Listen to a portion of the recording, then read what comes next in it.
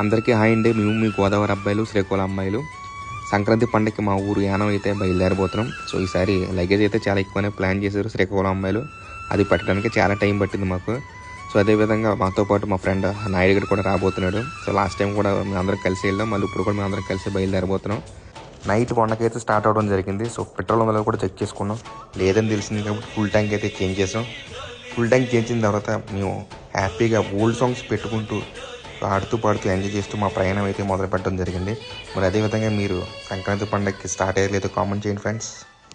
మెల్లగా తెల్లారిందో ఎలా వెలుతురే తెచ్చేసిందో ఇలా పోసి నవ్వులతో మెరిసే పసి పాపల్లా